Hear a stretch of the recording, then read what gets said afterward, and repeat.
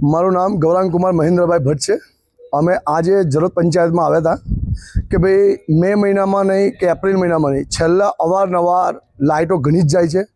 ઘણીવાર જીવીમાં રજૂઆત કરી છે અમે, તેમ છતાં લાઇટોનો ત્રાસ એવો ને એવો જ યથાવત છે। કાલે બી રાત્રે 11 વાગ્યાની લાઇટ ગઈ હતી તો રાત્રે 3 વાગે લાઇટ આવી, એ બી 30%।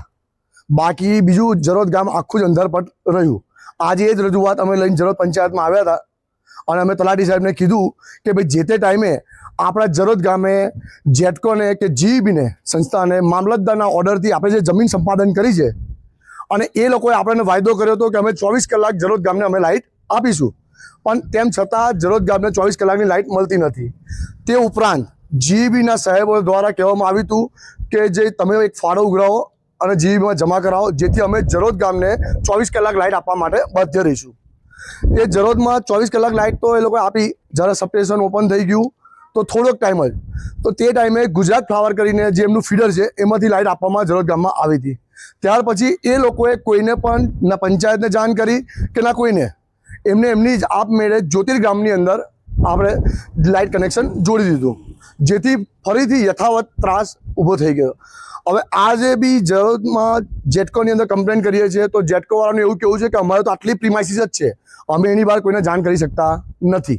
પણ હકીકતમાં એવું છે કે જેટકોવાળા જ્યારે જીબી કમ્પ્લેન સેન્ટરમાં જાણ કરે છે કે ભાઈ લાઇટનો આવી રીતે હેવી ફોલ્ટ આવ્યો છે કે 15,000 ફોલ્ટ આવ્યો છે, તો એની માટે કમ્પ્લેન સેન્ટરે પોતે આવવું પડે ગાડી લઈને।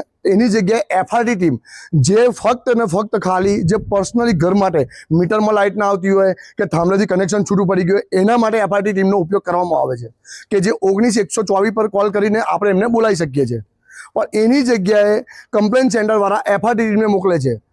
11 કેવીનું એમની પાસે કોઈ જ રાઇટ્સ નથી કે 11 કેવી પર એફઆરટી ટીમ કામ કરી શકે, એમનું કાલે એવું સ્ટેટમેન્ટ હતું। અને કાલે જે 2 કલાક પછી જે કમ્પ્લેન સેન્ટર બધી માણસો આવ્યા હતા એ પીધેલી હાલતમાં હતા।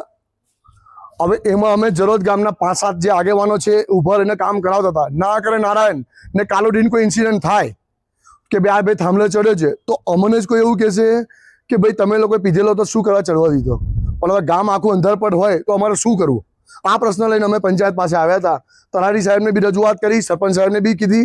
હવે આગળ શું કરવું એ પંચાયત જોશે।